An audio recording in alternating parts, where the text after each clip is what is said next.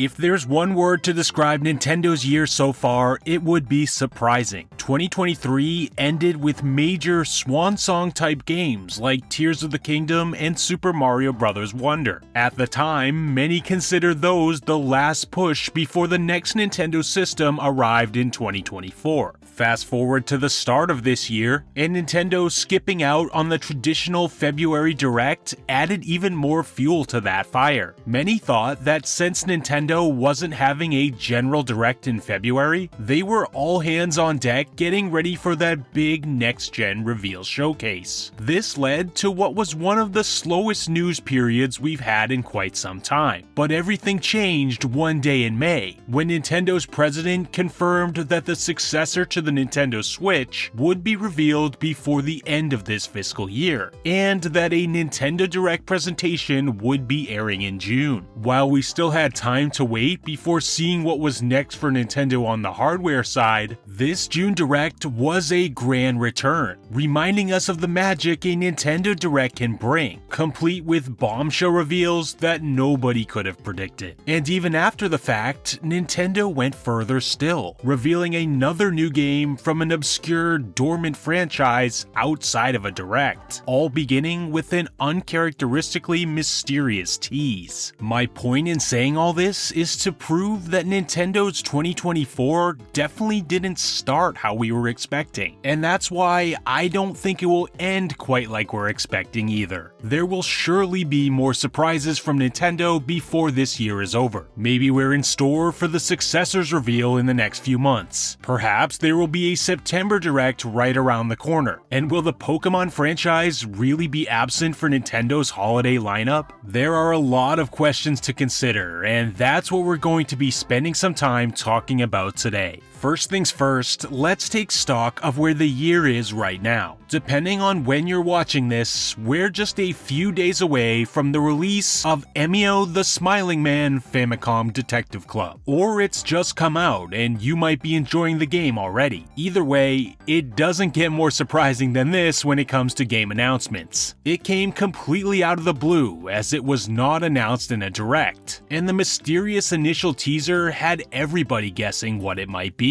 It was such a different type tease for Nintendo to make, which is one reason why many thought it could be a new horror IP they were looking to launch. But in an even crazier turn of events, the tease turned out to be the revival of a franchise, one that's been dormant since the 8-bit days on NES, and until the pair of Nintendo Switch remakes in 2021 had never come to the West at all. It's safe to say a new Famicom Detective Club game wasn't on anyone's radar for this year, but here we are. Just about a month later, at the end of September, is arguably the biggest release of the year in The Legend of Zelda Echoes of Wisdom, which is our first new 2D top-down Zelda in quite some time, and the first one of this generation. By looking at the game, we can start to get a sense of why it might have taken so long to make. Echoes of Wisdom doesn't appear to be playing it safe at all, completely changing the 2D Zelda formula and introducing innovative gameplay mechanics that are not only brand new to the Zelda series, but to 2D action-adventure games entirely. We know from the 3D games that the Zelda team has a strong track record of successful innovation, so it's not a stretch to imagine that Echoes of Wisdom will be a groundbreaking title, and maybe Nintendo's best game of the year when all is said and done. It features a new protagonist, Princess Zelda, and it takes place in a completely new version of Hyrule, one that takes inspiration from A Link to the Past as well as Breath of the Wild. But neither of these changes are what has me the most excited. Instead, I'm looking forward to experimenting with Zelda's new Echo ability, which allows her to summon copies of objects she encounters in the overworld whenever she wants, using them to solve puzzles, reach new areas, and even to help aid her in combat. From the game footage we've already seen, it's clear that there will be countless ways to solve problems, all using the various echoes. It's very much like Breath of the Wild or Tears of the Kingdom in that respect. No two players will approach the game and its problems in the same way, and this extremely intricate game design is layered upon further with the additional bind and reverse bond abilities introduced recently. One allows Zelda to command an object to follow her movements, while the other bonds Zelda to an object to follow its movements. We've already seen some examples of how these abilities will affect overworld traversal and puzzle solving, and it will be a thrill to see what kind of surprises Echoes of Wisdom throws at us next.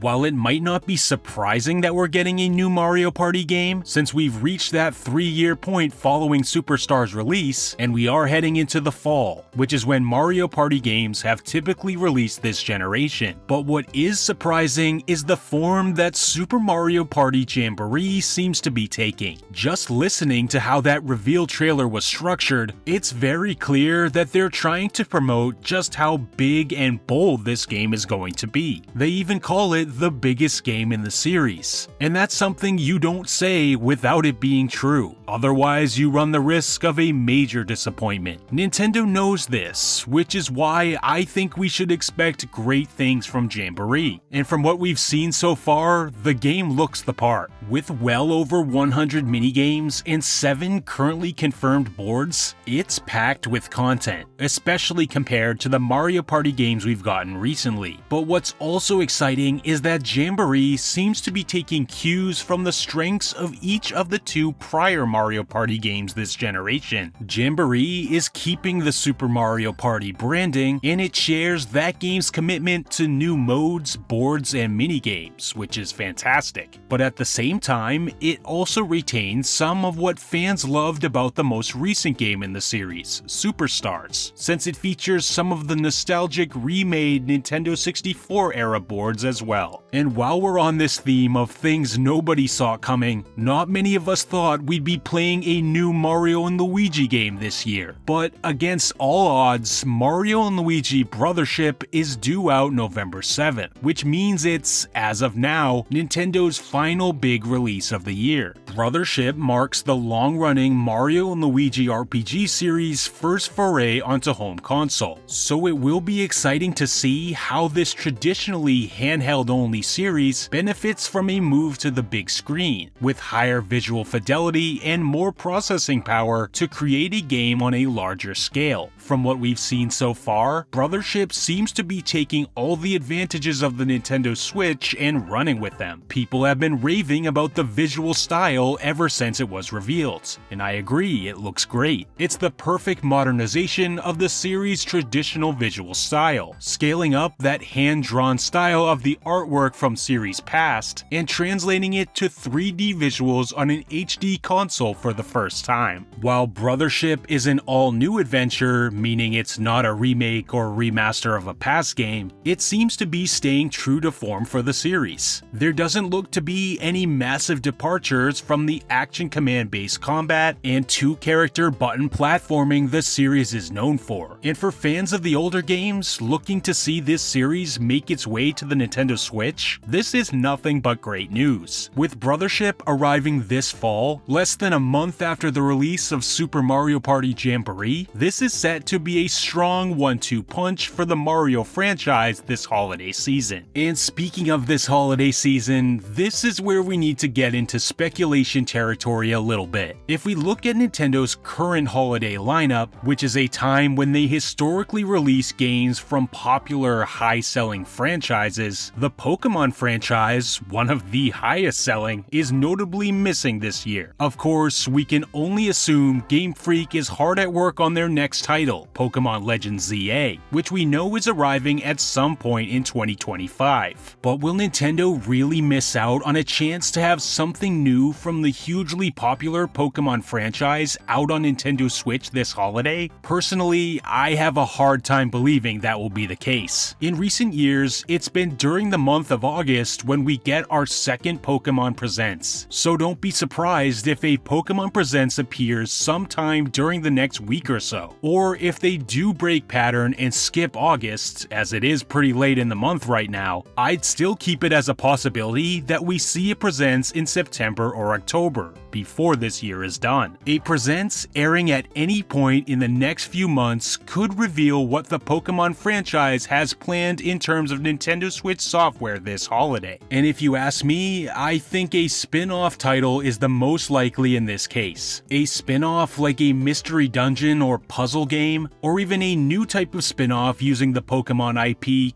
could work out well here. A smaller remake or remaster could also work, such as a Let's Go Johto or a Pokemon Colosseum remaster, the latter being another GameCube remaster, which has been quite the trend for Nintendo as of late. Of course, we could just get radio silence from the Pokemon Company for the next few months and see them uncharacteristically miss out on a holiday release, maybe taking that time to avoid any sort of delay on Legend ZA, but I also have to make the argument that seeing a surprise announcement from Pokemon as the last addition to Nintendo's 2024 lineup is a possibility, and just might be more likely than you think. And we'll have to see that relatively soon, whether it's in a Pokemon Presents or a Shadow Drop in a possible upcoming Nintendo Direct. And not to start up this again, but there's also the chance that some classic Pokemon Game Boy games from generations 1 through 3 Shadow Drop during a September Nintendo Direct, which in turn helps sell a ton more subscriptions to Nintendo Switch Online, which is all part of Nintendo's master plan to get as many people as possible paying for an NSO subscription before the rollout of the next-gen console that's going to be using those same Nintendo accounts. But that's probably a topic for a whole other video entirely. But while we're here, we of course have to talk about the elephant in the room, which is obviously the potential reveal of the Nintendo Switch successor at some point during this calendar year. I think it's more likely than not that we get some sort of reveal trailer before next year, and the next few weeks will be telling, since a September Nintendo Direct, if we end up having one, will surely reveal more of what's coming to Nintendo Switch in 2025. If we have a lighter Direct, or no Direct at all, then it might be on for a next-gen reveal as soon as this fall, and a release as soon as March, following a similar pattern to the rollout of the Switch in late 2016 and early 2017. On the other hand, if we get a September Direct that pads out the rest of 2025 with more exciting heavy-hitter games for the current Switch, then maybe we get our next-gen reveal early next year instead, and we'll be anticipating a launch during the summer or even holiday season 2025. The only thing we have to remember is that Nintendo themselves confirmed that some sort of announcement will be made before March of 2025, so early next year would be the absolute latest we'd have to wait for the reveal. But I want to know what you think. How do you feel about Nintendo's 2024 so far? And how do you think the year will end for Nintendo? Will there be any more surprise games? Maybe something from the Pokemon Company? Or a first-party Shadow Drop in the next Nintendo Direct? And of course, there's the question on everybody's minds. Will we see the successor to the Switch revealed this year? Or will we have to wait until 2025 for all of that excitement? Feel free to let me know what you think in the comments section below. If you enjoyed this, then make sure to have a look at my channel for many more Nintendo discussion videos, as I'm here aiming to share the joy of Nintendo games with other fans just like myself. Thanks as always to everyone for checking out the video, and I'll see you all in the next one.